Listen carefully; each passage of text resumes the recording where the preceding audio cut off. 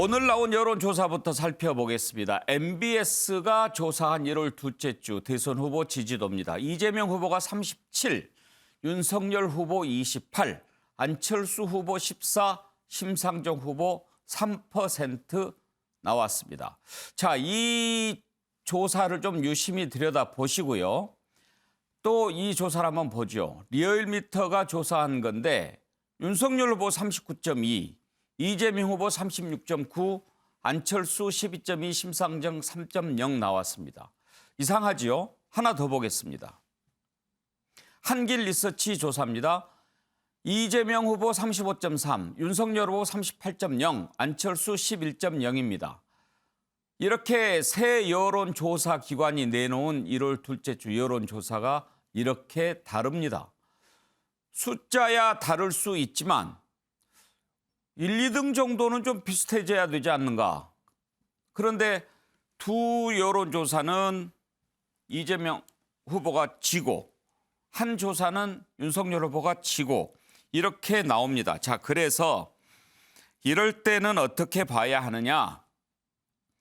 여론조사 기관마다 내용이 다르니 이 여론조사 기관 한 군데를 정해서 그 기관에서 쭉 조사했던 추이를 살펴보는 것이 그나마 정확할 겁니다.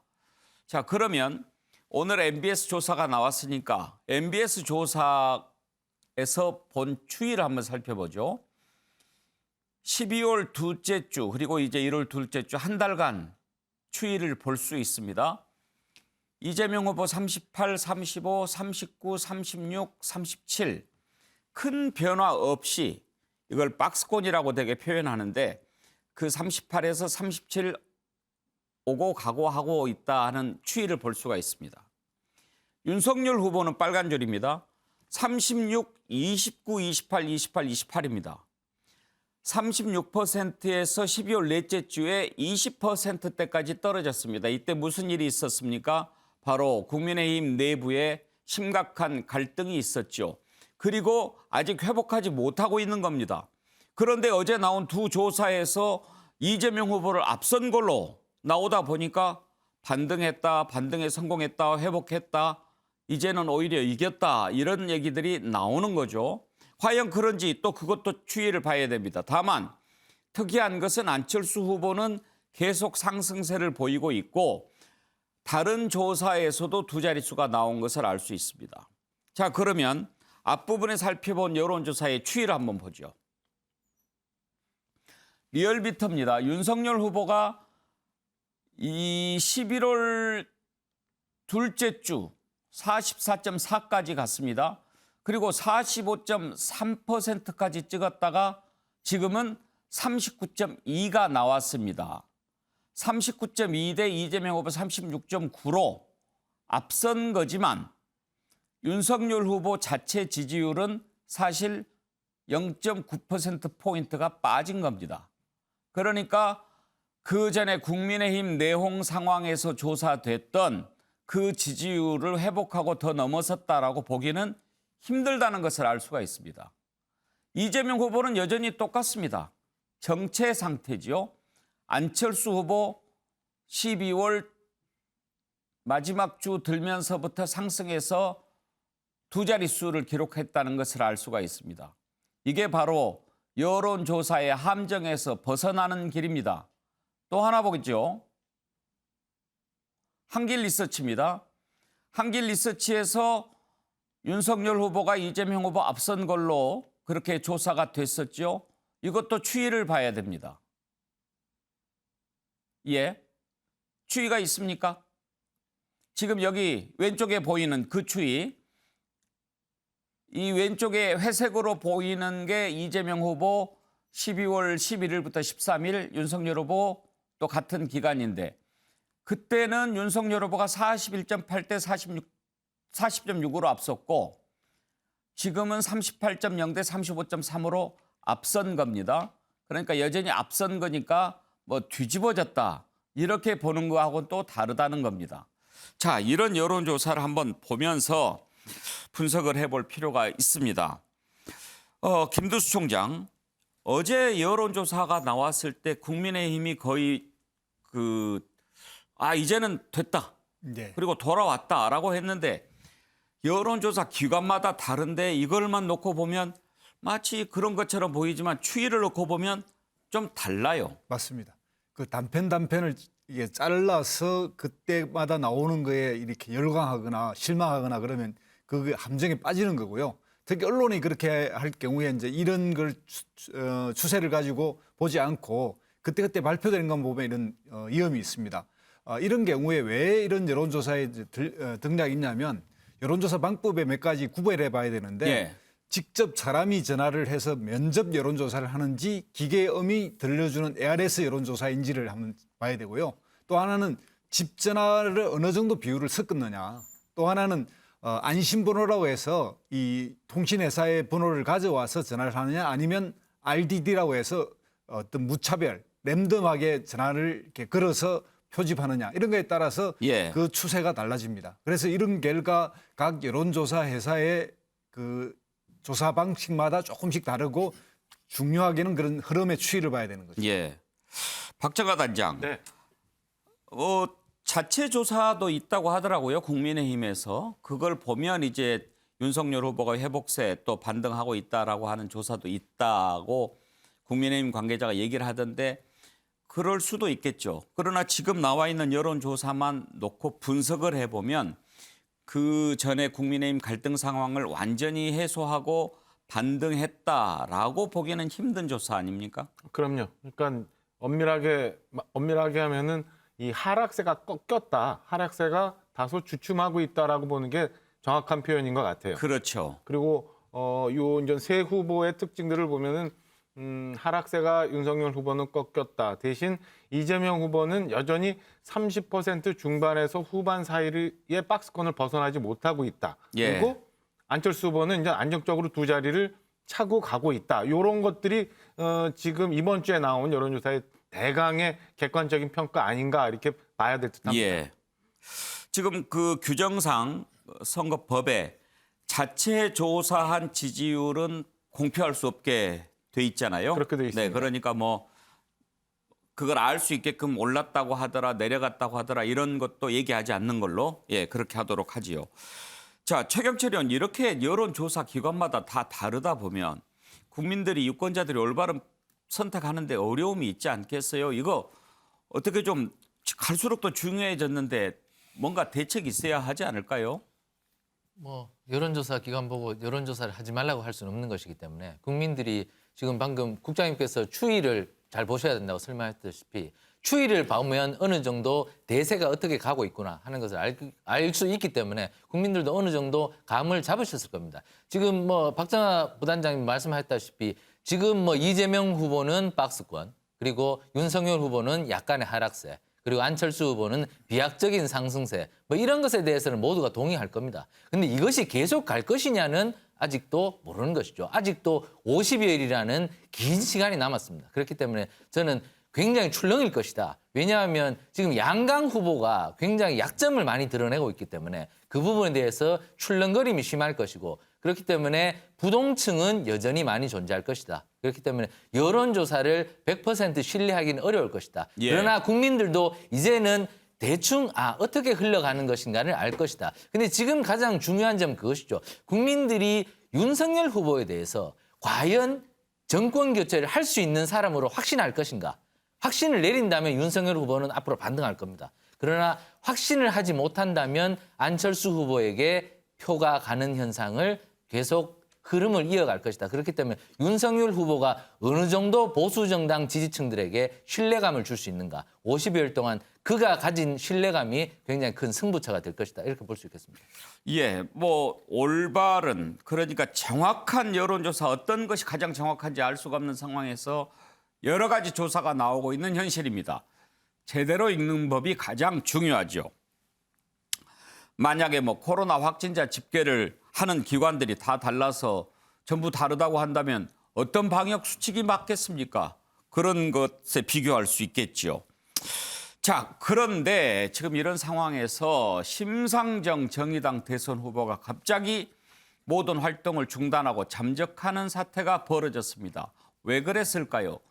지지율이 너무 낮게 계속 나왔습니다. 거기에 충격을 받은 게 아닐까 싶은데 어떤 지지율, 그러니까 여론조사를 보면 허경영 후보를 포함해서 한 조사가 있기도 하고 허경영 후보를 아예 뺀 조사도 있는데 한길 리서치에서 조사한 게 보면 허경영 후보가 포함이 돼 있습니다. 여기에 보면 심상정 후보가 2.2%, 허경영 후보가 3.2%, 허경영 후보만 또 못한 여론조사가 나온 겁니다. 충격이 클 수밖에 없겠죠. 지금 휴대전화도 아예 끄고 활동을 중단했다고 하는데 정의당 후보가 지금 어디 있는지도 알지 못하고 있다라고 하고 일단은 선대위를 해체했습니다. 그러면서 전부 사퇴해서 다시 꾸리고 그렇게 해보겠다라고 하는데 이걸 심상정 후보가 결정한 건 아닙니다. 연락이 안 됐다고 하니까요.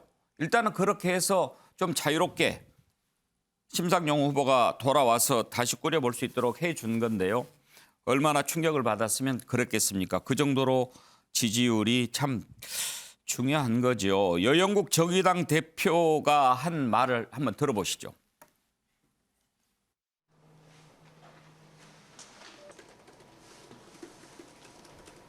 그 후보 연락이 안 돼서 혹시나 의원실에는 후보하고 그 소통이 되고 있는지 좀 파악하러 왔는데 의원실 역시도 현재 후보 전화기가 꺼져 있어서 소통이 안 되고 있다. 어제는 좀 통상적인 회의였습니다. 통상적인 회의를 하고 2차 선대위가 구성돼야 된다 정도 의견을 좀 모으고 최종적으로 후보하고 만나서 좀 상의를 좀 하려고 했는데 후보께서 어제 좀 숙고에 들어가겠다 이렇게 말씀하셔서 되게 좀 당황스러웠습니다. 일각에서는 뭐 약간 후보 사퇴라던가 이런 거에 대한 좀 고민도 있는 게 아니냐 아니면 뭐 후보께서 뭐 모든 걸 열어놓고 판단하실 겁니다. 판단하실 건데 어떤 판단하시더라도 저희 당은 후보의 판단을 존중하려고 합니다. 하려고 하고 그동안 후보께서 이번 대선 출마가 자신의 마지막 소임이라고 몇 번을 말씀을 좀 하셨습니다. 저는 심상정 후보를 믿습니다. 네. 언제쯤 그 숙고의 시간이 좀 종료된다 이렇게 좀 보세요. 뭐 저는 좀 길어질 수 있다는 생각을 합니다. 예, 자 선거를 코앞에 두고 후보가 저렇게 활동을 중단한 것 저것도 참 전례가 없는 일이죠. 심상정 후보 어제 아주 답답하다라는 심경을 토로했습니다. 들어보시죠. 제가 그 대안으로서 국민들께 아직 믿음을 드리고 있지 못하다 그렇게 생각합니다. 그래서 뭐 답답하고 또 많은 고민이 됩니다. 곧 여러모로 성찰의 결과를 국민들께 말씀을 드리겠습니다. 김영주 특보 보시기에 심상정 후보의 지지율이 저렇게 계속 3%대 벗어나지 못하는 가장 큰 이유 어디에 있다고 보십니까? 우선은 이제 후보가 4번 출마했다라고 하는 면에서 신선도, 그 두 번째는 어쨌든 의제 주도권을 지지 못하고 있다. 뭐 주 4일제를 제외하고는 대충 여야 후보의 주요한 뭐 군사 정책 이런 것들이 있습니다만은 말하자면 노동 정당다운 그런 부분이 없고 또 특히 이제 젊은 층에서 뭐 비례대표 젊은 의원님들도 많이 계십니다만은 실제로 페미니즘 정당으로 되다 보니까 특히 이대남 이런 측면에서 이제 그런 측면에서 선호하지 못하고 있다. 오히려 보수화되는 뭐 윤석 대표로 대표되는 젊은이들의 어떤 흐름들하고 맞지 않는다. 시대 정세랑 안 맞다. 또 결과적으로 한 시대가 산업화 민주화 세대 속에서 노동운동을 치열하게 했던 주역인데 실제로 우리 젊은이들은 일자리가 없어서 오히려 노동 세력에 대해서 저항감을 갖게 되는 이제 그런 부분들도 포함되고 있는 것 같고 특히 여영국 대표나 과거에 이제 권영길 우리 위원장 계셨습니다마는 불경 지역에서의 지지율조차도 그렇게 높지 못하고 또 최근 들어서 노동 진보 후보 단이라도 거의 무산될 지경이 있기 때문에 그런 식으로 지금 이제 2% 3% 된다 그러면 이번 대선에서 예컨대 10%가 안 됐을 경우에 재정적인 부담까지 포함해서 굉장히 고민이 깊어질 수밖에 없다 그렇게 생각이 듭니다. 지금 정의당 심상정 후보 저렇게 지금 낙담해서 활동을 중단하고 있는데 허경영 후보 거기에 또 염장을 지르는 발언을 했군요. 심상정 후보 너무 낙담하지 마세요. 제가 대통령에 당선이 되면 명예부통령을 시켜서 장관 임명권을 드리겠습니다. 윤기찬 대변인, 허경영 후보가 생각해서 하는 말인 것 같지는 않습니다. 어쨌든 그 선거 문화가 다소 좀 그 토대도 변한 것 같고요.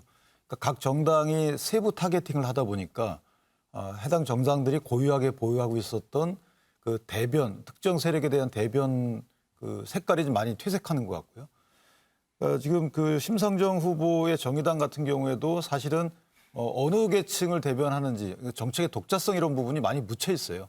더군다나 이번은 총선이 아니기 때문에 더욱더 어려움을 겪는 것 같고 그중에 정권 교체냐 아니면 정권 연장이냐에 대한 이런 프레임에 걸려 있기 때문에 심상정 후보의 정의당으로서 상당히 어려운 게임이다. 그래서 아마도 심상정 후보가 다당제를 주장하면서 연대 가능성이 열려 있던 상황에서 안철수 후보의 지지율이 갑자기 올라갔기 때문에 사실은 본인의 어떤 효용성, 정의당의 유효성 이런 부분들에 있어서 좀 쓰임새가 좀 덜 사용되지 않느냐. 예. 이런 것 때문에 상당히 혼란을 겪고 있는 것으로 보이는데 그러나 어쨌든 그동안 정의당만이 추구해 왔던 또 분명한 정책적 색깔이 있거든요. 예, 그래서 정의당이 이번 대선에서도 고유한 어떤 역할을 해줬으면 하는 것이 그런 국민들의 바람도 있을 것이다 이렇게 생각합니다. 김두수 총장 말 나온 김에 허경영 후보 지지율이 사실 3% 넘는다는 것은 놀라운 일 아닙니까? 어떻게 봐야 할까요? 지금 어쨌든 이 정치나 선거를 바라보는 유권자들이 상당히 이제 불신의 감정들이 크기 때문에 이런 불신의 감정이 좀 옮겨가 있는 것 같고요. 또 어쨌든 코로나 상황이 연결되면서 재난지원금이라든지 이런 어떤 지원 정책들을 많이 하다 보니까 과거 허경영 후보가 했던 여러 가지의 상당히 가장된 선거 공약들이 현실화됐다 뭐 이런 식으로 이제 이야기하는 측면도 예. 있고 약간 젊은 층이 이제 이런 그런 부분에 대해서 좀 재미로 접근하는 그런 측면도 좀 있다는 생각이 듭니다. 저는 이제 개인적으로 심상정 후보에게 좀 저 상황을 보면서 제가 2000년 민주노동당 창당 때 예. 창당 기획국장을 했거든요. 예. 그래서 이제 사실 뿌리가 같은데 결정적으로는 1년 6개월 전에 있었던 2020년 총선에서 정의당 혼자 할 게 아니라 그때 당시 위성정당 문제가 있었을 때 그 정의당과 같이 할 수 있는 민주진보정당이 함께 당을 만들어서 위성정당 문제를 해결했으면 사실 15석 이상 20석 가까이를 얻을 수 있었는데 거기서 실패하면서 이러한 어려움이 왔다고 생각합니다. 그렇게 볼 수 있죠. 박정하 단장은 혹시 허경영 후보 전화 안 받아보셨어요? 저 한 두세 번 전화 받았어요. 하여튼 전화 어떤 분은 10번 넘게 받았다고 하고요. 우스갯소리로 그렇게 얘기하는 분도 있어요. 대통령 후보께서 친히 전화를 해서 1억을 주시겠다고 하니 이렇게 감사할 때가 어디 있나 이렇게도 하는데 그러면서도 그만 좀 했으면 좋겠다라고 하는데 그것도 참 대단한 선거 전략인 것 같아요. 그러니까 일단은 궁금한 거는 두 가지. 어떻게 제 번호까지 알게 예. 됐을까라는 것 하나. 두 번째는 저한테까지 전화를 할 정도면 굉장히 많은 전화를 돌렸을 때 그 비용을 어떻게 다 감당하시나 이런 생각이 하나 들어서 참 특이하고 독특하다라는 생각이 있고요. 또 하나는 좀 전에 김 총장님 말씀 주셨지만 이번 선거 뭐 여전히 다 뭐 모든 후보들이 과거 대선과는 좀 다른 모습을 보여주고 있잖아요. 국민한테 예. 좀 실망스러운 면도 있고 그러다 보니까 아마 허경영 후보 같은 이 독특한 선거 운동을 하는 분들한테 좀 눈이 좀 가는 부분들이 예. 있지 않나라는 생각입니다. 윤기찬 대변인 이렇게 무작위로 전화해가지고 지지 호소까지는 아니더라도 뭐 새해 복 많이 받으십시오. 허경영입니다. 이런 거는 선거법에는 저촉이 안 되나요? 네, 선거법에 지지 호소가 아니고 본인 PR이기 때문에요. 어허. 저도 몇 번 받아봤습니다. 근데 사실은 후보자가 직접 전화해서 물론 이제 녹음된 것이지만 받는 유권자 입장에서는 조금 기억이 되긴 됩니다. 그래서 상당히 인지도가 올라가는 그 하나의 방법으로 보여지고요. 근데 어쨌든 대선이라는 것이 나라와 국민들의 미래에 있어서 지속 가능한 어떤 정책적 비전을 제시해야 되는데 그런 면에서 보면 이제 전화 받는 국민들도 고민이 많을 거라고 생각합니다. 그래도 지지율 3%라고 하면은 사실 적은 숫자가 아니지 않습니까? 그러니까 지지율을 갖다가 평가할 것은 제가 평가하는 것은 바람직하다고 보지는 않습니다. 있는 그대로 봐야 되는 것이고 예. 이전에 이제 국민들 입장에서 보면 이런 생각도 하는 것 같아요. 허경영 후보가 지금 처음 나온 것이 아니고 이전에 나와서 사실 그 당시에 들어보면 허황된 공약들이 많이 있었어요. 예. 그러나 사실 그 이후에 보면 많은 후보들이 그걸 또 따라하고 있단 말이죠. 그러니까요. 그래서 이 좀 연세가 드신 분들 입장에서 보면 지난 대선으로부터 연속성상에서 보면 이것이 꼭 터무니없는 공약만 아니다 막 이런 아마 생각들도 하시는 분들도 있을 거고 예. 또 하나는 젊은 세대 입장에서 보면 참 시원하다 이런 부분 또 우리 세대를 이해한다 뭐 이런 부분들도 지지 바탕에 좀 어느 정도 깔려 있지 않나 생각도 합니다. 아무튼 많이 달라졌어요. 예. 자, 여론조사가 후보를 웃고 울리게 만듭니다. 그런데 이 여론조사 우리가 앞에도 살펴봤지만 참 정확해야 될 필요가 있는 게요. 대선 구도에도 큰 영향을 미치지 않습니까? 이 내용 한번 살펴보죠. 단일화 얘기가 계속 나오는 상황에서 정확한 여론조사, 믿을 만한 여론조사는 필수 아니겠습니까?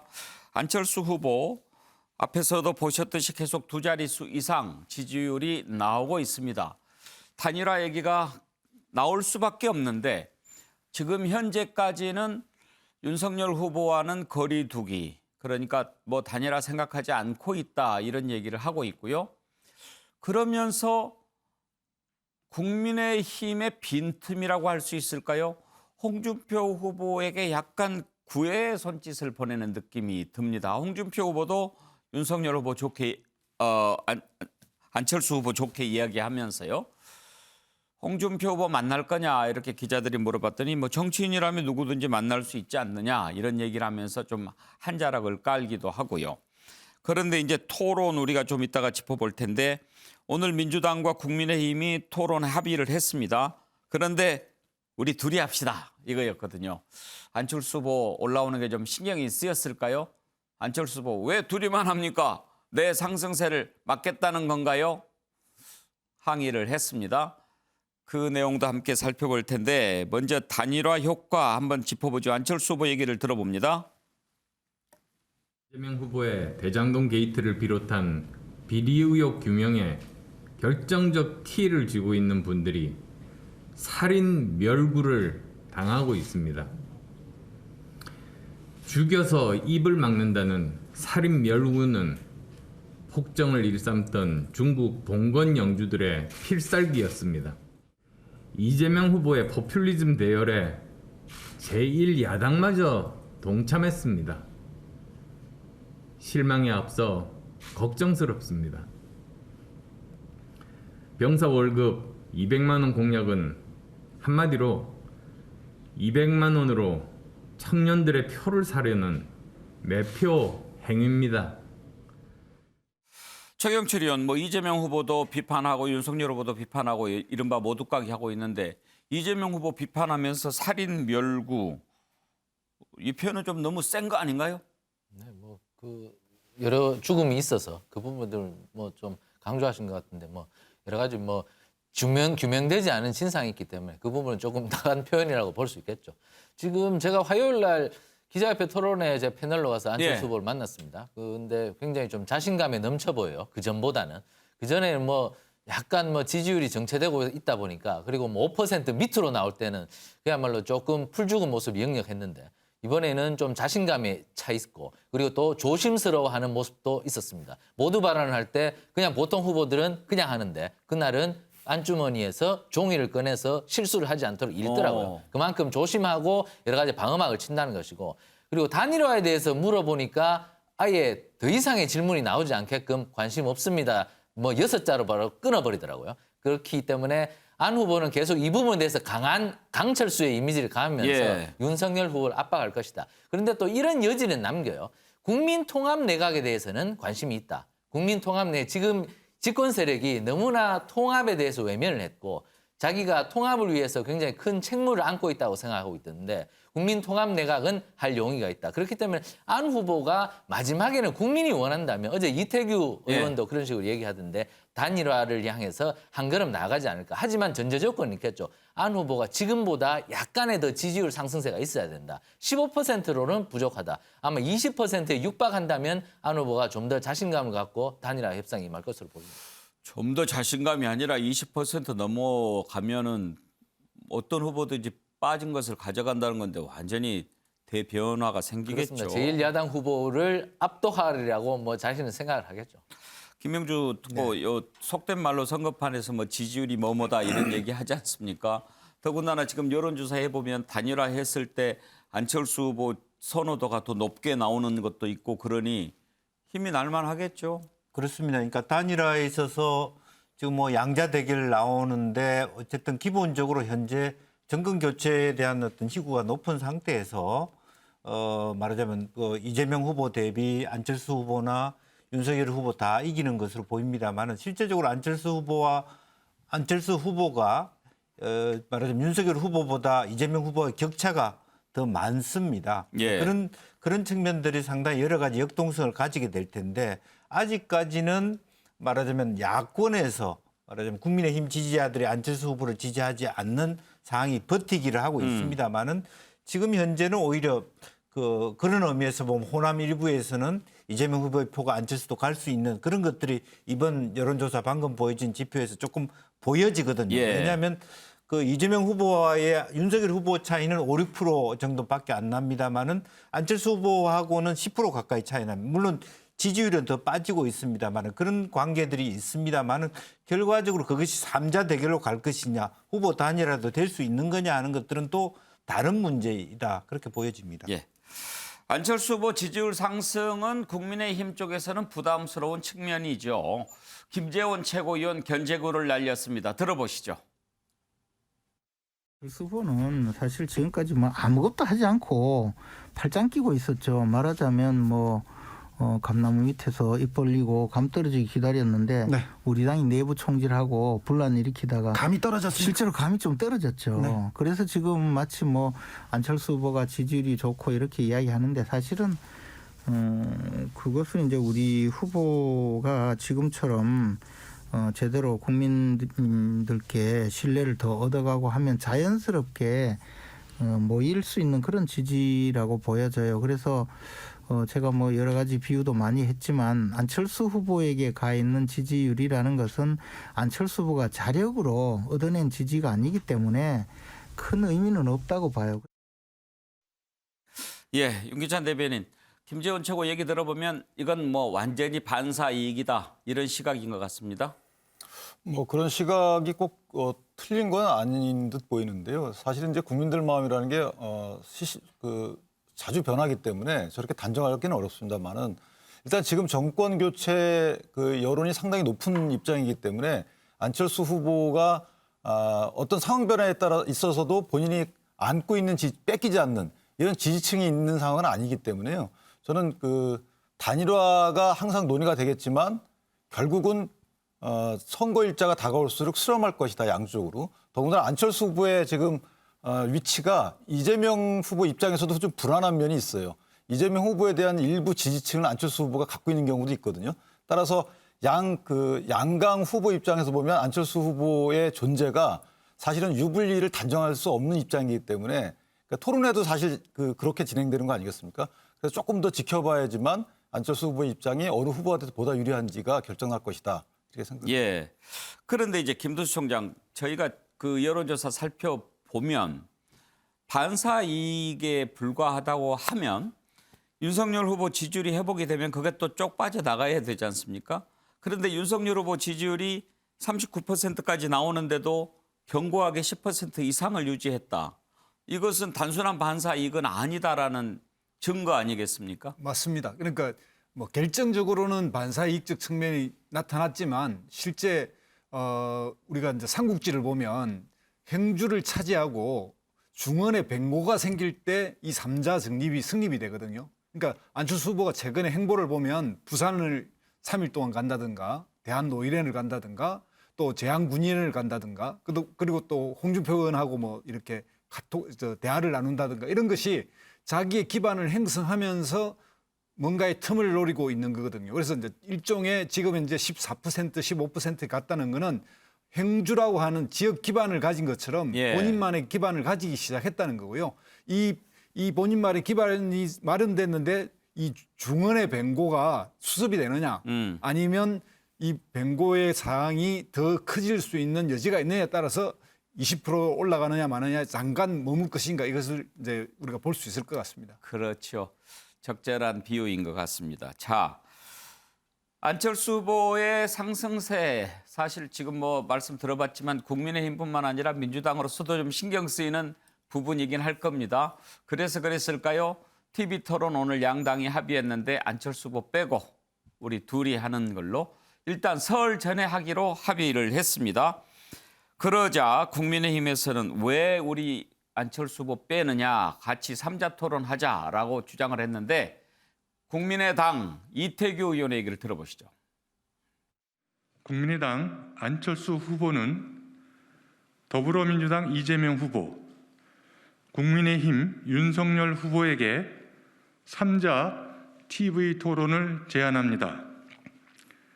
더불어민주당과 국민의힘 두 당의 후보끼리 하는 양자 TV 토론을 추진하고 있습니다. 자기들끼리만 TV 토론을 한다니 도대체 무슨 의도입니까? 3자 토론으로 당당하게 붙어봅시다. 무엇이 더 좋은 정권 교체인지, 무엇이 진짜 개혁이고 미래로 가는 길인지, 누가 깨끗하고 준비된 후보인지 한번 붙어봅시다. 박정하 단장, 네. 윤석열 후보가 1대1 토론하는 것이 더 낫다고 생각하십니까? 저는 뭐 어떤 경우든 뭐 문제는 없다고 생각을 해요. 다만 지금 이게 이제 작년 12월 초부터 이재명 후보께서 일주일에 한 번씩 만납시다라고 제안을 해왔잖아요. 그리고 그 사이에 민주당에서는 뭐 윤석열 후보가 토론을 거부한다 뭐 이런 공세들이 있어서 사실은 굉장히 많은 방송 언론으로부터 이제 토론 제의가 있었는데 그 건이 하도 복잡하고 하다 보니까 오늘 이제 양당이 모여서 합의를 한 거지. 그 사이에 뭐 안철수 후보에 대해서 저희가 견제를 하기 위해서 안철수 후보를 빼고 뭐 양자 토론을 한다 이런 건 전혀 아닌 상황이에요. 그래서 앞서 저희가 잠깐 얘기했습니다마는 안철수 후보가 설 전까지의 지지율을 어떻게 유지하거나 혹은 뭐 상승하느냐. 예. 그리고 이 지지율 추이가 어떻게 변하느냐에 따라서 저는 얼마든지 바뀔 수 있는데 그건 오롯이 제가 볼 때는 안철수 후보가 어떻게 본인의 인전 존재감 내지는 지지율을 유지하느냐 여기에 달려 있다고 봅니다. 만약에 뭐 굉장히 엄청난 지지율이 높아지고 이렇게 된다면 뭐 토론에서 전혀 배제할 수 있는 그런 상황이 안 되잖아요. 최경철 의원 취재해 보니까 민주당하고 국민의힘 어느 쪽에서 1대1을 더 선호하는 것 같습니까? 두 당의 이해관계가 맞아떨어져서 1대1로 한 것이죠. 두 당 모두 안철수 후보가 부담스럽습니다. 이재명 후보의 지지율도 안철수 후보로 전이가 되고 그리고 윤석열 후보의 지지율도 안철수 후보로 전이가 되거든요. 그렇기 때문에 1대1 구도로 가는 것을 여당도 제1야당도 바라는 것이죠. 그렇기 때문에 안철수 후보가 돌아버리면 이게 헷갈린단 말입니다. 이 유권자들이. 예. 그렇기 때문에 절대로 헷갈리게 해서는 안 된다. 빨리 1대1 두 사람이 붙는 양강의 대결이라는 것을 국민들에게 각인시켜주는 것이 이 두 사람의 가장 큰 책무죠. 그렇기 때문에 오늘도 아주 쉽게 합의가 된 거죠. 1대1로만 하자. 안철수 후보 절대로 끼워주면 안 돼. 이렇게 가기 때문에 안철수 후보가 계속해서 이 부분에 대해서 어떻게 공략하느냐. 그리고 이 명분을 어떻게 무너뜨리느냐. 그것이 관건이 될 겁니다. 예, 김영주 의원. 네. 어떤 게 정답일까요? 맞짱 토론 아니면 3자 토론? 뭐 이재명 후보 입장에서는 아무 상관이 없다고 생각이 됩니다. 그러니까 뭐 과연 이제 그 내부 구조적으로 보면 윤석열 후보와 안철수 후보 두 사람 간에 우선 내부적인 경쟁이 더 치열한 거 아니겠습니까? 예. 이제 그런 면에서 충분히 뭐 이재명 후보는 2자 토론, 3자 토론을 다 열어놓고 할 필요가 있겠다라는 생각이고요. 예. 그런 의미에서 3자 토론이 됐을 때 오히려 윤석열 후보가 손해볼 수 있는 부분도 있기 때문에 굳이 민주당 입장에서 그걸 뭐 막아서 일부러 윤 후보만 한다. 그런 것이 아니고 그러면 이재명 후보 스스로가 윤 후보에 대하여 1대1 토론을 제안했기 때문에 일단 수긍해서 그쪽에서 받아들인 것을 재확인한다. 지금은 그런 수준이 아닌가 싶습니다. 네. 자, 일단 뭐 양자 토론이 됐든 삼자 토론이 됐든 토론하는 모습 빨리 좀 봤으면 좋겠습니다. 다음으로 넘어가죠. 윤석열 후보 부인 김건희 씨가 다시 논란의 중심에 섰습니다. 이번에는 한 유튜브 채널이 김건희 씨와 모두 7시간가량 통화한 내용을 공개하겠다고 나서면서 시작이 됐는데요. 국민의힘은 검찰에 고발하고 방송금지 가처분 신청을 냈습니다. 이 내용을 공개하면 안 된다라고 하는 건데요. 무슨 내용이 있길래 그러는 걸까요? 관련된 녹취를 한번 들어보죠.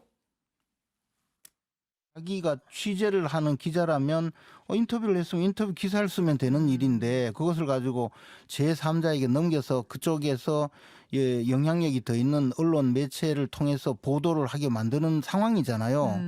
이것을 보면 이것은 악의적으로 접근해서 그 윤석열 후보의 배우자인 김건희 씨를 모함하기 위해서 벌인 악의적이고 아주 그 나쁜 수준의 저질 정치 공작이라고 봐야죠. 이게 어떻게 취재입니까? 정치 공작이다. 부인은 리스크가 있는 그런 것으로 지금 이제 보여지고 아예 나오지를 못하지 않습니까? 이렇게 반쪽인 어떤 그런 선거운동이 진행되는 것 자체가 예. 윤석열 후보에 대한 평가에 상당한 영향이 있을 거다. 세상에 어느 대선 후보 부인이 기자와 7시간씩 통화를 하겠습니까? 그거 하나만 보더라도 어떤 성격의 소유자인지는 짐작이 가실 거다. 저는 이렇게 생각합니다. 박정하 단장한테 몇 가지 좀 물어보죠. 네. 그러니까 지금 서울의 소리라고 하는 유튜브 매체에서 김건희 씨하고 통화를 했다는 것 아닙니까? 그렇죠. 7시간이나 통화한 겁니까? 한 10여 차례, 여러 차례 걸쳐서? 합쳐서 통화한 것이 7시간이다라고 이제 저쪽에서는 주장을 하고 있는 거죠. 한 번에 한 것은 아니고. 그렇죠. 그렇죠. 한 번에 7시간씩이나 통화하기는 쉽지 않을 것 그렇죠. 같고. 그러니까 좀 그러면 10여 차례 통화했다면은 일단 그 취재 통화를 한 사람이 기자인가요? 유튜브를 운영하는 사람이에요. 엄밀히 따지면은 좀 전에 우리 김재현 최고위원이 얘기한 것처럼 기자 신분은 아니라고 봐야 되는 게 엄격한 기준인 것 같고요. 본인이 만약에 그게 취재라고 생각을 했다면 본인 유튜브에서 쓰면 되는 거지 그걸 굳이 다른 매체를 넘길 필요는 없다고 봐요. 그래서 처음부터 일단 제가 파악한 상황은 사적인 통화를 여러 번 그렇게 했고 그 유튜브 채널의 소위 기자라는 사람이 기자라고 하지 않고 사적인 대화를 하면서 도와주겠다는 취지로 여러 가지를 얘기를 하는 것 같아요. 지금 김건희 씨와 관련해서 여러 가지 의혹들이 많고 그다음에 취재 경쟁들이 높다 보니까 각각 기자의 취재에 응대할 때 어떤 식으로 해야 되는지 이런 방법론 쪽에 대해서 도와주겠다는 식으로 아마 접근을 했던 걸로 저는 파악을 하고 있습니다. 내가 언론을 좀 잘 아니 내가 이렇게 언론은 어떻게 응대하면 좋을지 코치해 주겠다 이런 그렇죠. 식으로. 그렇게 하면서 축적됐던 한 10대 번의 통화가 지금 7시간이라고 주장을 하고 있는 거죠. 10번 이상 통화를 했다면 일단 그 사람과는 나름 신뢰관계가 좀 형성됐다고 볼 수 있지 않을까요?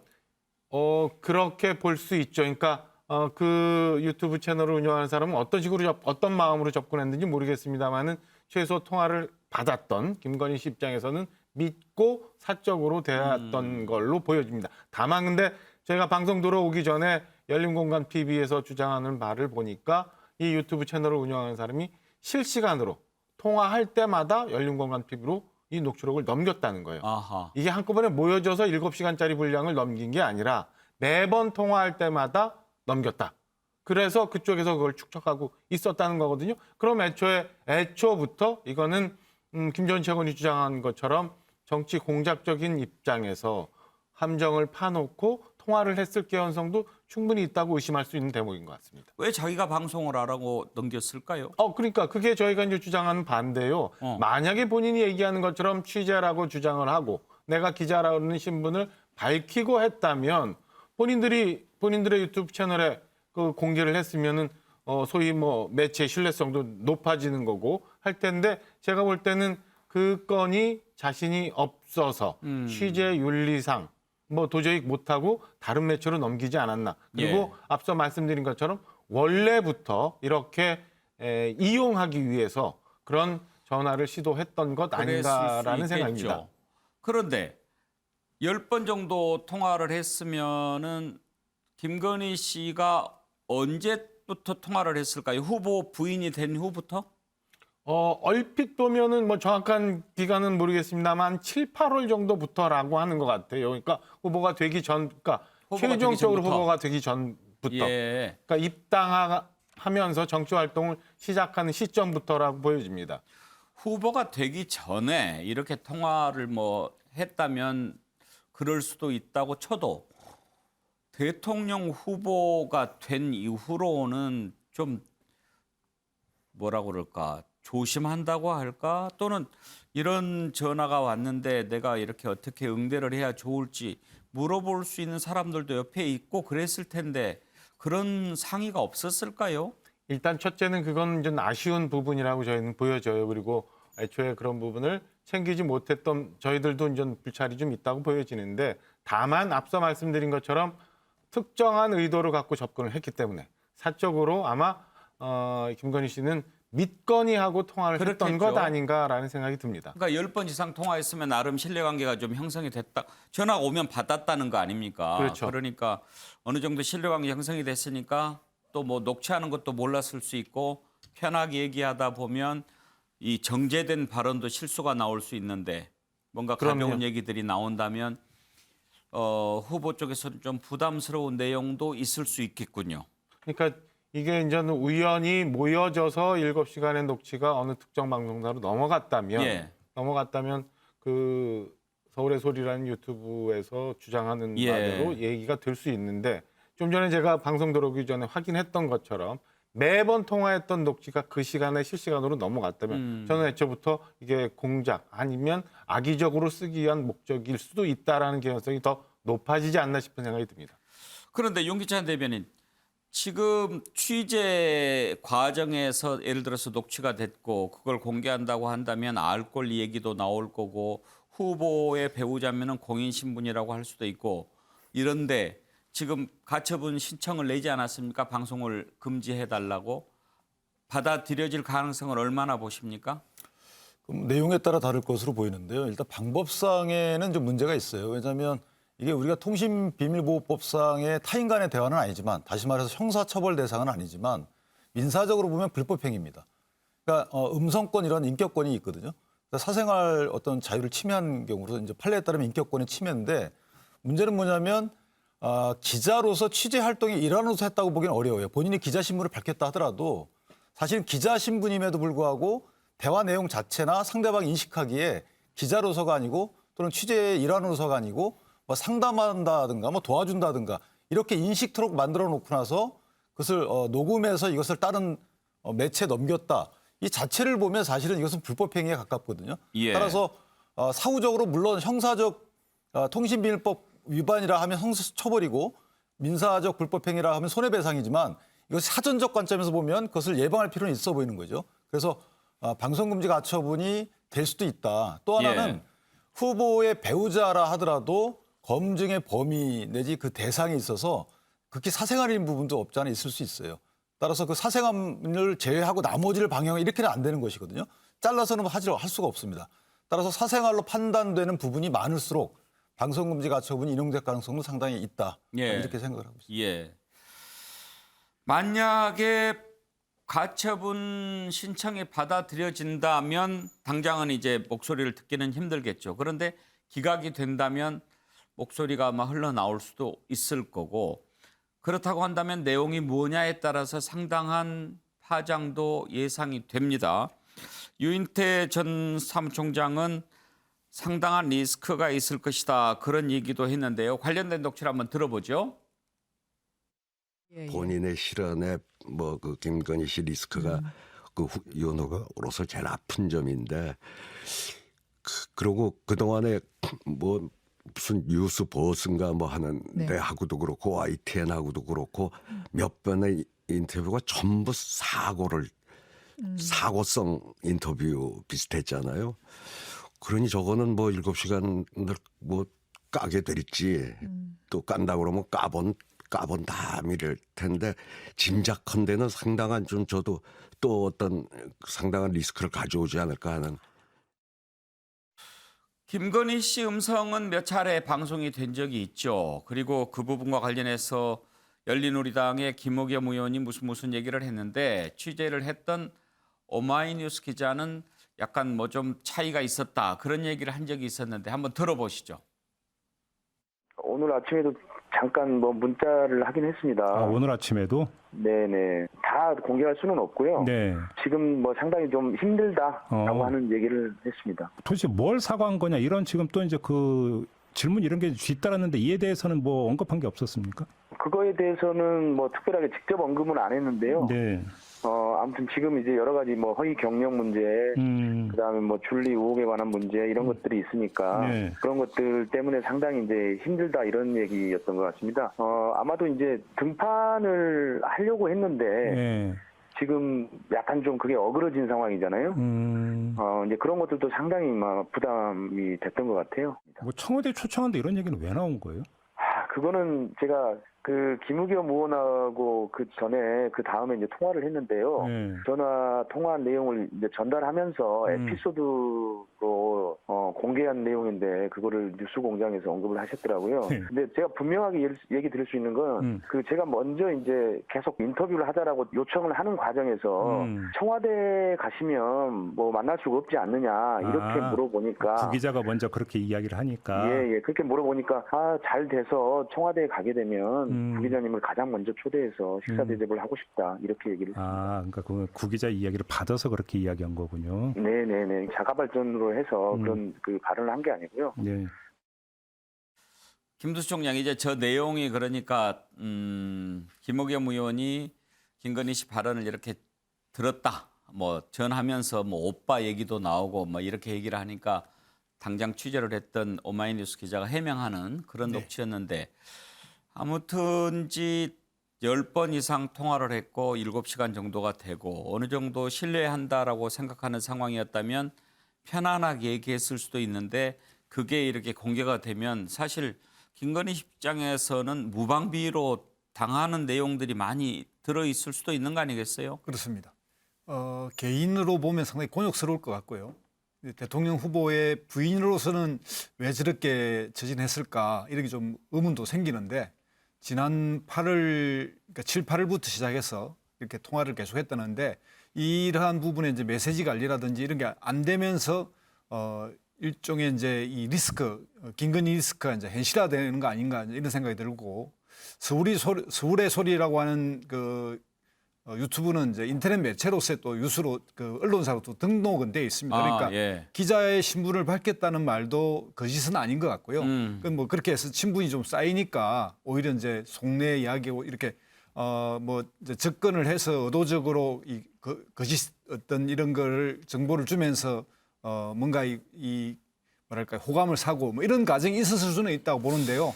그 내용 전체에 대한 판단은 국민들이 해야 되는 거 아닌가. 이게 뭐 사전에 가처분을 해서 막을 게 아니라 냉정하게 저 부분은 어쨌든 언론 취재를 통해서 얻은 자료이기 때문에 국민들이 판단할 일이다. 저는 그렇게 생각합니다. 최경철 의원 도와주겠다라면서 접근하고 뭐 자기 이익을 챙기고 이런 사람 때려잡는 게 검사 아니에요?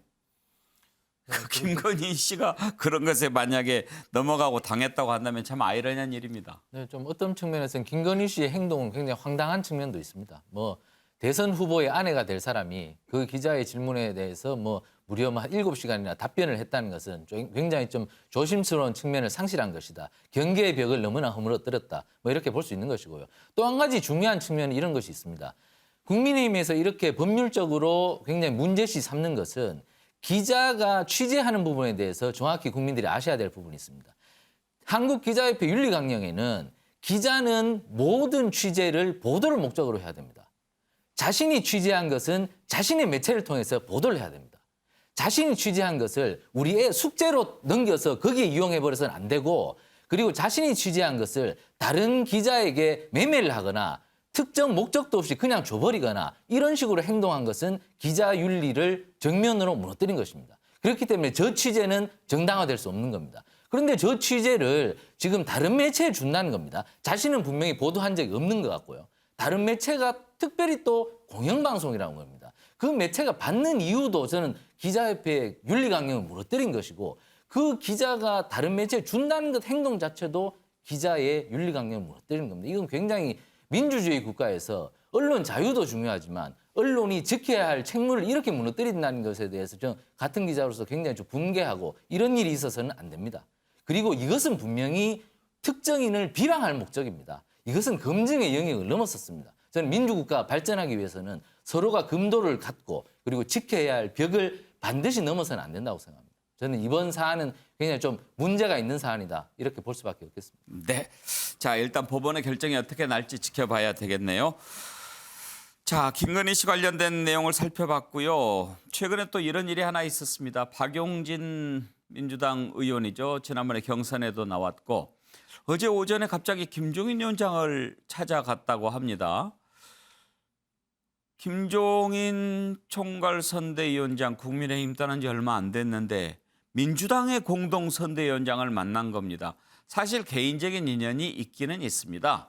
김종인 위원장이 민주당 비대위원장 맡았을 때 박용진 위원장이 비서실장을 했었거든요. 그런 개인적인 인연은 있지만 때가 때인지라 민주당 선대위원장이 국민의힘 전 총괄선대위원장을 찾아갔으니 얼마나 많은 기자들 관심 모았겠습니까? 박용진 의원 나와서 한 얘기 들어보시죠. 그러면 어쨌든 우리 선거 과정에서 그 이재명 후보에 대한 간접 지원, 조언 이런 것들을 부탁은 드렸고, 그거 이제 민주당이 계속해서 노력해야 될 측면이라고 생각합니다. 간접 지원, 측면 지원을 부탁드렸더니 뭐라고 이야기하시던가요? 그 부분에 대해서는 다 떨어지게 무슨 말씀을 하신 거는 없고요. 말씀드린 것처럼 민주당이 그러니까 국민의힘 쪽으로 그 여러 중도의 힘이라든지 지지의 힘이 뭉치지 않도록 하는 거, 그리고 이재명 후보에 대한 지지와 우호적 분위기를 만들어내는 과정에 김종인 전 비대위원장에 대한 민주당의 여러 가지 역할들이 있을 거라고 봅니다. 김영주 특보, 김종인 위원장 하면 이제 정치 구단 이렇게들 얘기할 거 아닙니까? 그런 분이 이런 시국에 민주당 공동선대위원장을 만나 줬다는 것 자체가 얼마나 큰 뉴스가 될 걸 모르고 만났겠습니까? 그렇습니다. 이제 실제적으로 보면 이제 지난 1일 날 그 출판 기념회 때 한번 사전에 만난 적이 있었고 그때는 특별한 이렇다 저렇다 말은 할 수 없는 그냥 형식적인 측면이지만 이번의 경우에는 이제 어쨌든 박용진 공동선대위원장이 속을 한번 떠보겠다는 그런 의도이고 최소한 중립지대에 김종인 위원장을 좀 이렇게 두겠다는 의미이고 지금 이 상태에서 김종인 위원장이 어느 날 갑자기 국민의힘 총괄선대위원장을 하시다가 민주당으로 온다는 것은 있을 수 없는 일일 거라고 보여집니다. 다만 여러 가지 윤석열 후보에 대한 평가, 안철수 후보에 대한 평가들을 최근에 가장 직접적으로 또 부정적으로 경험했기 때문에 그런 보이스들을 아주 굉장히 많은 강한 어떤 오피니언 리더로서의 자리를 갖고 계시기 때문에 이끌어내겠다는 의도가 아닌가 생각이 들고 이제 그런 과정에서 김종인 위원장이 만났다는 것에 큰 의미를 둬야 될 것이다. 그렇게 보여집니다. 마음을 이렇게 열었다. 그래서 그런 윤석열 후보나 안철수 후보에 대한 쓴소리도 나는 마다하지 않겠다는 시그널로 보면 될 것 같다는 생각입니다. 최경철 의원 혹시 국민의힘이 우려하던 상황이 벌어지기 시작하는 게 아닐까 싶은데 최경철 의원이 지난번에 했던 그 얘기가 기억이 납니다. 그러니까 김종인 위원장 처음에 이제 모시느냐 안 모시느냐를 놓고 국민의힘 내부에서 또 윤석열 후보가 막 고민하고 있을 때 만약에 안 모시면 계속 이렇게 좀 듣기 싫은 얘기하고 불편한 얘기하고 그게 걱정이 된다 그랬잖아요. 김종인 위원장이 워낙 직선적인 어투를 갖고 있습니다. 저희 기자들이 물으면 바로 거기에 대해서 기자들이 원하는 답을 주는 거죠. 그러니까 윤석열 후보 어떻게 생각하세요? 쓸데없는 소리 묻지 마. 회개한 사람이야. 이런 식으로 아주 직설적인 답을 해줌으로써 기자들이 쓰기가 좋은 거죠. 그렇기 때문에 윤석열 후보로서는 김종인 위원장하고 헤어진 뒤에 그리고 김종인 위원장이 당시에 만약에 총괄선대위원장으로 받지 않았을 경우에 그렇게 험담하는 위험이 컸다는 것이죠. 그런데 어쨌든 헤어졌는데 김종인 위원장이 앞으로 어떻게 행동할 것이냐. 저는 예측해 볼 때 김종인 위원장이 지금은 험담을 하기는 힘들 거라고 봅니다.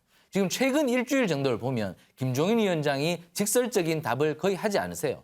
왜냐하면 그래도 총괄선대위원장은 한 달 정도 하셨는데 자신이 몸담았던 그 조직에 대해서 나오시자마자 그렇게 다시 총격을 가한다는 것은 조금 도덕적으로나 도의상으로도 좀 자신도 받아들이기 힘든 부분이 있을 것이라고 생각합니다. 그렇기 때문에 지난 일주일을 봤을 때 앞으로 대선까지 김종인 위원장께서 그런 행동을 하기가 어려우실 것이다. 예. 왜냐하면 김종인 위원장도 이제 정치계의 원로로서 그리고 김종인 위원장의 건강이 굉장히 좋으시기 때문에 앞으로 새로운 정부가 들어서더라도 새로운 역할이 있을 수 있다고 봅니다. 그렇기 때문에 이번만큼은 조금 마음이나 몸가짐이나 좀 조심스러운 언행을 하실 것으로 저는 기대를 합니다. 김두성 장은 김종인 위원장 스탠스를 어떻게 전망하십니까?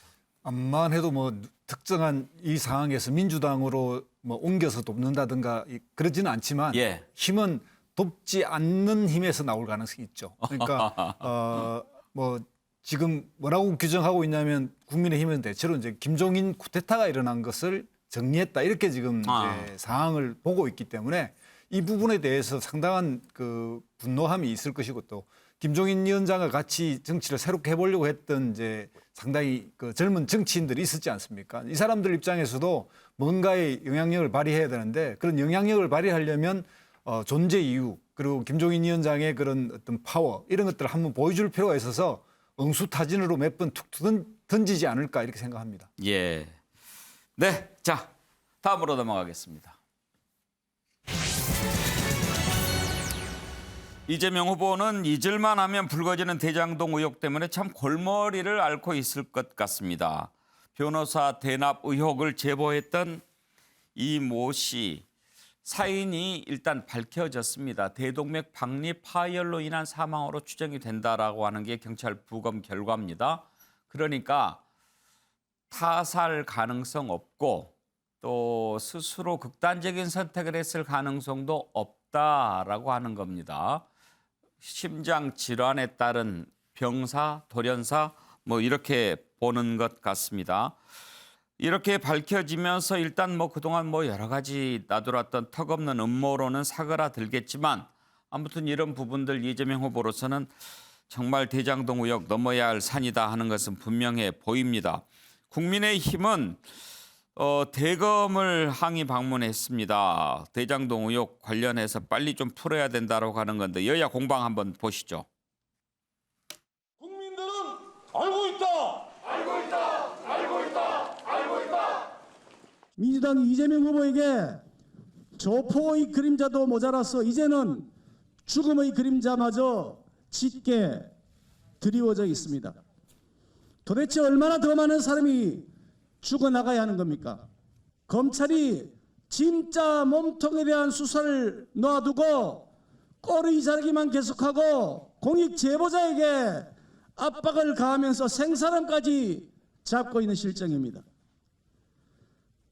검찰은 이 죽음에 대하여 간접 살인의 책임을 져야 마땅합니다.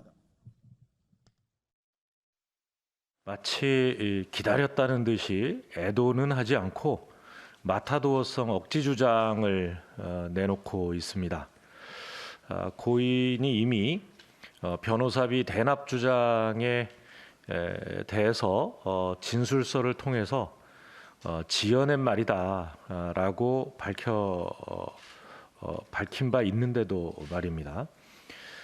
개인의 슬픈 이 죽음도 정쟁에 도움이 된다면 흑색 선전에 이용하는 국민의힘 참 그 뿌리가 의심됩니다. 얘기를 먼저 들어볼까요? 지금 국민의힘은 이 부분을 또 조금 키워서 일단 이재명 후보 대장동 의혹을 부각시키려고 하는 것 같은데 일단은 뭐 이렇게 사인이 이렇게 나왔으니까 그걸로는 좀 한숨 돌렸다고 볼 수 있겠죠? 그렇습니다. 사실은 너무 지나치게 이 뭐 사건에 대하여 죽음에 대하여 검찰의 압박 또 간접 살인 아주 강한 용어를 썼고요. 마타도어적인 측면을 가지고 조폭의 그림자, 죽음의 그림자 이렇게 얘기한 것은 조금 우리 고인에 대한 어떤 여야 모두가 올바른 태도가 아니다. 대선을 앞두고지만 또 민주당 공보실에서도 이게 고인의 애도를 좀 하루 이틀 정도는 좀 가져가고 다른 얘기는 안 했어야 되는데 고인에 대하여 이분이 어떤 일을 했고 뭐 조작을 했고 이런 식으로 하는 것도 예의가 아니었다. 이제 이런 같이 좀 반성을 해야 되고 이 판단 자체의 핵심적인 것은 어쨌든 뭐 대장동 문제든 이 문제를 검찰이 빨리 수사를 해라. 뭐 그런 정도의 부분으로 정리를 했어야 될 부분인데 뭐 고인을 놓고 너무 고인을 중앙에 두고 말하자면 민주당의 이재명 후보를 마치 굉장히 강한 어떤 조폭을 뒤에 숨겨서 죽음을 압박하는 그런 것으로 몰아붙이는 것은 좀 과했다 그런 생각이 듭니다. 박정하 수석 얘기를 들어볼까요? 지금 검찰이 제대로 수사를 좀 했다면 이렇게 억울한 죽음은 더 안 나왔을 거 아니냐라는 게 이제 국민의힘 주장인 것 같습니다.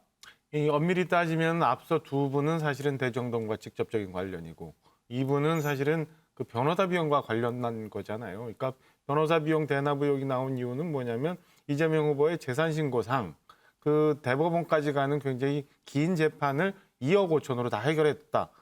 상식적으로 그렇진 않고 이 고인은 지금 어디선가 들었더니 이모 변호사한테 현금 3억 그리고 전환사채 20을 줬다. 뭐 이런 의혹을 지금 제기하고 있는 거예요. 그렇다면 대장동 건은 뭐 그렇다 치더라도 이 변호사비에 대한 수사는 검찰이 의지만 가졌다면 벌써 다 끝날 수 있었어요. 그리고 이재명 후보가 곤란하지 않게 오히려 해결해 줄 수도 있었던 문제를 여지껏 결론을 안 내고 있다 보니까 이런 비극적인 상황이 생겼는데요. 저는 그렇다면 검찰도 빨리 이 건에 대해서 확인해 주는 게 맞는 거고 이재명 후보도 본인이 더 가볍게 선거운동을 하시려면 협조해서 빨리 털어낼 수 있는 문제를 털어내는 게 훨씬 더 유리할 텐데 왜 이렇게 끌고 왔는지에 대해서 그렇다면 뭔가 자꾸 이상한 문제가 있는 것 아닌가 당연히 야당으로서는 문제 제기를 할 수밖에 없는 상황 아닌가 싶은 생각입니다. 예. 아무튼 그나마 뭐 다른 여러 가지 설들이 나돌았지만 병사인 것으로 밝혀지면서 그런 부분으로 좀 잦아들겠죠. 민주당으로서는 다행이다라고 할 수 있을 텐데 아무튼 이런저런 악재 속에 이재명, 윤석열 두 후보가 정책 행보로 지금 돌파구를 찾는 그런 노력을 하고 있습니다.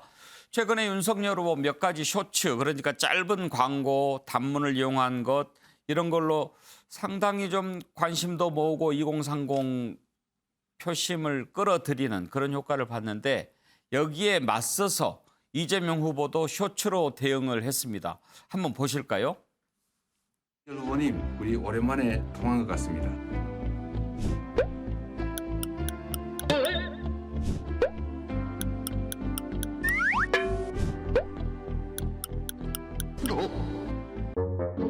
한번 만나시죠. 제가 보니까 이날 비었는데 한번 시간 좀 내주시면 좋겠습니다. 김두수 총장, 지금 그 쭉 보니까 윤석열 후보가 내놓은 공약들 다 내 것과 뭐 비슷하다. 그리고 토론하자. 뭐 시간 다 비었다. 지금 이제 그런 공격성 메시지인데 쇼츠 대 쇼츠 대결이네요. 예, 뭐 갈수록 후보들이 이제 이 선거 전략이나 이런 것에서 뭐 아이디어가 점점 서로 양자가 서로 접근하고 있는 것 같고요. 이재명 후보 입장에서는 가능한 1대1 토론으로 이 윤석열 후보를 끄집어내고 싶고 또 어떤 정책이나 공약도 조금 더 토론해서 가까워질 수 있는 거라면 서로가 서로의 공약을 뭐 베껴도 좋다 또는 같이 할 우리가 실천 문제를 다루자 뭐 이런 접근으로서 좀 더 가볍게 정책에 접근할 수 있는 이런 식으로 이재명 후보가 선거운동의 방침을 좀 바꾼 것 같습니다. 예. 윤기찬 대변인은 저 이재명 후보 쇼츠 보니까 어떠세요? 그러니까 지금 이제 요즘에 공약들을 접하는 수단이 이제 휴대폰이 많다 보니까 이 휴대폰을 오랫동안 들여다보기 어렵습니다. 그래서 글자가 많은 것보다는 영상이나 어떤 글자도 짧은 걸 선호하기 때문에 이것은 이제 젊은 세대에 국한된 문제는 아닌 것으로 보이고 아마 저거 자체는 이재명 후보가 또 윤석열 후보를 따라한 것 같아요. 그래서 이제 공약의 내용을 누가 먼저 발표했느냐는 중요하지 않고 해당 공약을 누가 더 이행할 것으로 보이나 사실 이게 이제 국민들이 보는 시각인데 그런 측면에서 보면 이재명 지사께서 그동안의 공약에 대해서 여러 번 바뀌는 과정이 있었던 부분은 아마 다른 부분을 해칭해야 되지 않을까라는 생각을 하고 있습니다. 예. 이재명 후보도 그런 얘기를 하더군요. 뭐 대선 마지막에 가면 갈수록 양당 공약은 뭐 거의 비슷해지는 거다 그렇게 얘기를 했는데 이재명 후보 관련 발언 한번 들어보시죠. 이재명 후보의 현재 공약도 인계인변 아니냐 이렇게 하는. 원래 아는 만큼 보이는 겁니다. 그리고 자기가 본 자기의 눈으로 세상을 보죠. 그래서 우리 무학대사가 그렇게 말씀하셨어요. 돼지 눈엔 돼지만 보입니다. 저는 우리 왕께서 부처로 보입니다. 이렇게 말씀하셨죠. 정책이라고 하는 것은 그야말로 계획이기 때문에 선거 막바지에 가면 거의 비슷해집니다. 그래서 제가 그 말씀을 드리는 거죠. 정책에는 저작권이 없다. 예, 마지막에 가면 다 비슷해진다. 방금 전에 이재명 후보 쇼츠를 봤는데 윤석열 후보 쇼츠도 한번 잠깐 볼까요? 멈출 수가 없어. 대표님, 개준숙이라고 아세요? 개준숙이요? 커뮤니티 좀 끊고 일 좀 하세요. 보니까 댓글에 개준숙이 살 좀 빼라 그러던데. 그런 의미에서 체육비의 소득공제 어떨까요? 체육비? 헬스장이나 필라테스 같은 실내 체육시설 이용료 말이죠? 네, 국민 건강 챙기고 자영업자 살리고 일석이조 아닌가요? 돈이 좀 많이 들지 않을까? 국민 건강 증진되면 미래 의료비도 절약되니까. 결국 이익이 더 크다는 거죠? 후보님께 보고할까요? 후보님 추진할까요? 좋아, 빠르게 가! 좋아요, 구독, 알림 설정. 박정하 수석 보시기에는 어떤 분이 나무 주연상 후보가 될 것 같습니다. 이 보면은 후보보다도 지금 쇼츠는 원희룡 본부장이 더 이렇게 역할을 잘하고 계시는 거 아닌가 싶은 생각이 들어요. 자연스럽게 했는데 내용을 보니까 뭐 앞서 뭐 이재명 후보님 이런저런 말씀 주셨는데 그런 거는 더 뭐 논평 안 하더라도 조금 요즘에 바뀌신 것 같아요. 그러니까 예. 지지율 문제 때문에 그러신지 직접적으로 윤석열 후보를 공격하는 게 쇼츠에도 나오고 오늘 백브리핑에서도 좀 나오는 것 같더라고요. 그래서 이재명 후보님이 뭐 전략을 좀 수정하셨나 보다 이런 느낌을 잠깐 받았습니다. 하여튼 뭐 안쓰럽게만 안 보이면 좋겠어요. 최경철 의원 저런 것 이렇게 하면은 2030 세대들이 좋아할까요? 요즘 노년층들도 핸드폰을 많이 보기 때문에 노년층들에게도 어필할 수 있는 그런 퍼포먼스라고 봅니다. 정치가 저는 항상 쉬워야 된다고 생각합니다. 여태까지 정치가 너무 엄숙했고 정치가 너무 어려웠기 때문에 이제 정치가 쉬워지고 그만큼 지향하는 목표는 국민의 이익을 지향하는 것이다. 정치 엘리트들의 목표 지향보다는 이제 국민의 이익을 지향하는 것이기 때문에 정치가 정상화되고 있다는 좋은 신호로 보입니다. 그러나 정치인들은 저 약속을 지켜야 됩니다. 선거 기간에서만 사탕 발림이 아니고 선거가 끝난 이후에도 약속을 지키는 정치인들의 태도를 국민들이 잘 보셔야 될 것 같습니다. 김두수 총장 짧은 게 좋기는 한데 또 아쉬운 점도 있어요. 예, 어쨌든 진정성을 담아서 알리는 것 그것의 핵심입니다. 네, 그렇죠.